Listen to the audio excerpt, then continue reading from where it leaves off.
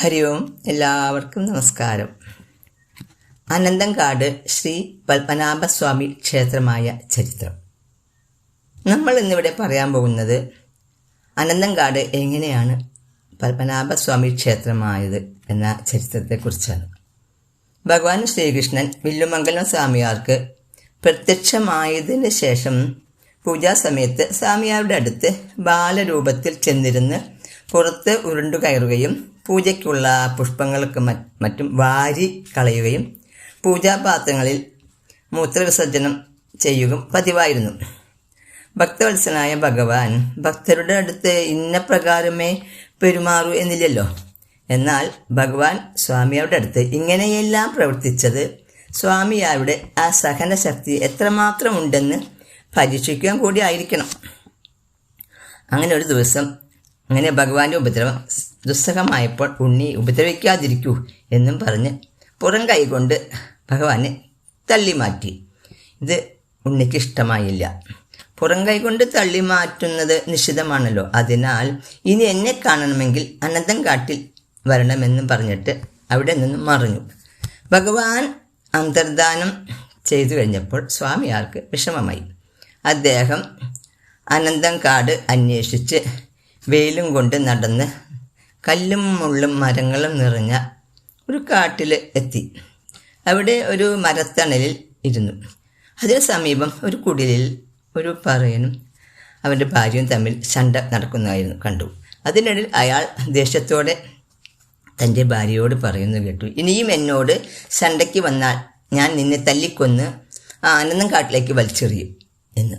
ഇത് കേട്ട സ്വാമിയാർ അയാളുടെ അടുത്ത് ചെന്ന് അനന്തങ്കാട് എവിടെയാണെന്ന് ചോദിച്ച് മനസ്സിലാക്കുകയും ചെയ്തു.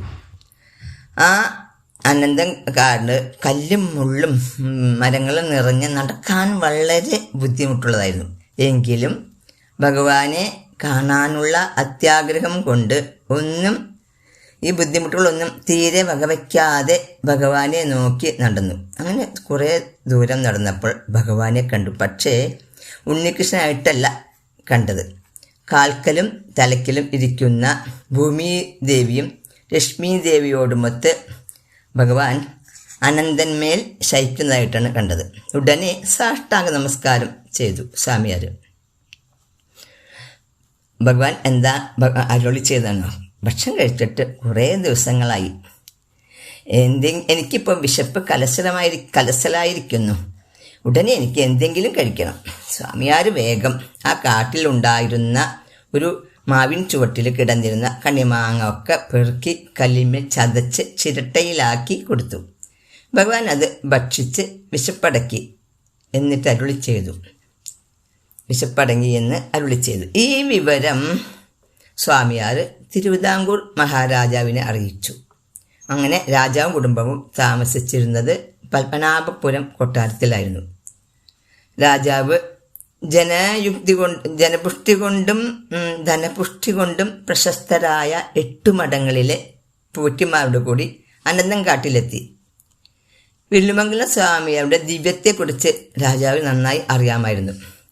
അതുകൊണ്ട് രാജാവ് വേഗം ഇവരുടെ സഹായത്തോടു കൂടി ഒരു ശുഭമുഹൂർത്തത്തിൽ ആ കാടെല്ലാം വെട്ടിക്കളഞ്ഞ് അവിടെ ഒരു ക്ഷേത്രം പണിയുകയും 8 മഠം പോറ്റിക്കാർ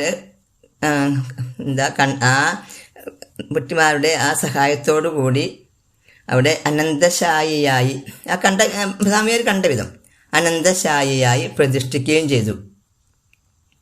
സ്വാമിയാരെ അവിടുന്ന് വിട്ടയക്കാൻ രാജാവിന് തീരെ താല്പര്യം ഇല്ലാത്തതുകൊണ്ട് സ്വല്പം പടിഞ്ഞാറായി ഒരു സ്വാമിയാർ മഠവും പരിചരണത്തിനായി ഈ ഭൃത്യന്മാരെയും അവിടെ നിയമിച്ചു. ഹരി ഓം. ഇനി അടുത്തൊരു വീഡിയോയുമായി നമുക്ക് വീണ്ടും കാണാം.